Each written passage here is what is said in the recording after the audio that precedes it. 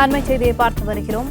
தமிழ்நாட்டில் PhD மாணவர் சேர்க்கையில் மாற்றம் செய்யப்பட்டுள்ளதாக சட்டப்பேரவையில் உயர்கல்வித்துறை அமைச்சர் கோவிசெலியன் அறிவிப்பு ஒன்றை வெளியிட்டுள்ளார். தற்போதைய நடைமுறையில் PhDக்கு இடஒதுக்கீடு விதிமுறைகளை நடைமுறைப்படுத்துவதில் மாறுபாடு உள்ளது என்றும் அமைச்சர் கோவிசெலியன் தெரிவித்துள்ளார். இதுகுறித்த கூடுதல் விவரங்களை எமது செய்தியாளர் பாண்டியராஜன் வழங்க கேட்கலாம். வணக்கம் பாண்டியராஜன், விவரங்கள் என்ன? சட்டப்பேரவையில் உயர்கல்வித்துறை அமைச்சர் கோவிசெலியன் சற்று முன் அறிவிப்பு ஒன்றை வெளியிட்டிருக்கிறார். தமிழகத்தில் PhD மாணவர்களுக்கான அந்த படிப்புகளை மேற்கொள்வதில் சிக்கல் இருப்பதாகவும் அவர்களுக்கான வழிகாட்டிகளை தேர்ந்தெடுப்பது எந்த பல்கலைக்கழகங்களில் அவர்கள் விரும்பிய பாடத்திட்டங்களில் PhD பெறுவது என்பது குறித்தெல்லாம் சிக்கல்கள் இருப்பதாக புகார்கள் பெறப்பட்டதன் அடிப்படையில் இந்த அறிவிப்பை வெளியிட்டிருப்பதாக கோவிசெலியன் தெரிவித்திருக்கிறார்.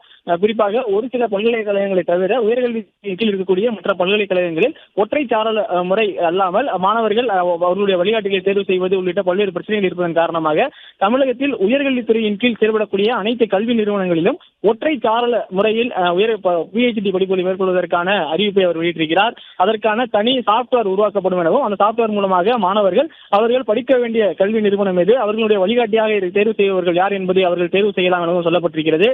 மேலும் இடஒதுக்கீடு ஒவ்வொரு பல்கலைக்கழகங்களிலும் வெவ்வேறு முறையாக இருக்கிறது, அவற்றையும் சரி செய்வதற்கான தேவை இருப்பதாகவும் உயர்கல்வித்துறை அமைச்சர் கோவிசெலியன் தெரிவித்திருக்கிறார். இனிவரும் காலங்களில் அந்த PhD படிப்பதற்கான மாணவர்கள் அவர்களுடைய ஒற்றை சாரல முறையில் ஒரே ஒரு சாப்ட்வேரை பயன்படுத்தி அவர்களுடைய அந்த PhD படிப்பை முடிப்பு வரைக்கான அனைத்து வழிகாட்டுதல்களையும் அதன் மூலமாக வழங்கப்படும் எனவும் இதற்கான குழு அமைக்கப்பட்டிருப்பதாக அவர் தெரிவித்திருக்கிறார். இனிவரும் காலங்களில் PhD படிக்க இருக்கக்கூடிய மாணவர்கள் அவர்களுடைய படிக்க வேண்டிய துறை, அவர்கள் எந்த கல்வி நிறுவனத்தில் படிக்க விரும்புகிறார்கள், அவர்களுடைய வழிகாட்டியாக அதாவது கைடாக யார் இருக்க வேண்டும் என்பதையெல்லாம் மாணவர்களே தேர்வு செய்யக்கூடிய நடைமுறையை கொண்டு வர இருப்பதாகவும் உயர்கல்வித்துறை அமைச்சர் கோவிசெலியன் சட்டப்பேரவையில் சற்று முன் இந்த அறிவிப்பை வெளியிட்டிருக்கிறார்.